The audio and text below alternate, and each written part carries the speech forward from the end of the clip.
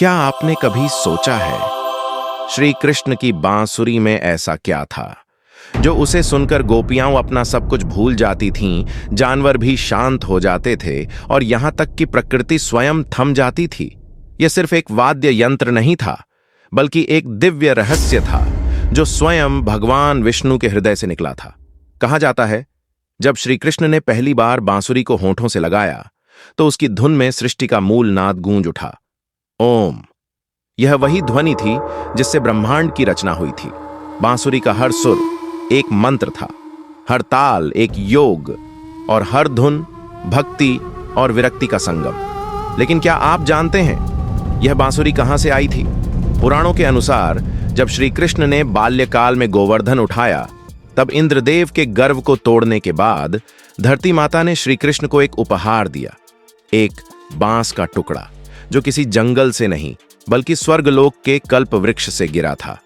वही टुकड़ा आगे चलकर बना श्री कृष्ण की दिव्य बांसुरी। कहा जाता है, बांसुरी में कोई छेद कृष्ण ने नहीं बनाए थे, ये छेद स्वयं बने जब उन्होंने उसे होठों से छुआ। हर छेद किसी न किसी रस का प्रतीक था, श्रृंगार, करुणा, वीर, भक्ति और शांत।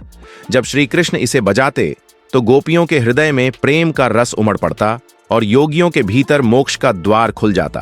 पर इस कहानी का सबसे रहस्यमय हिस्सा अभी बाकी है।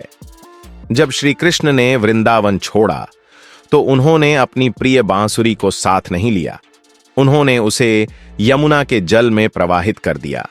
गोपियां पूछती रहीं, प्रभु, आपने अपनी प्राण जैसी बांसुरी क्यों त्याग दी?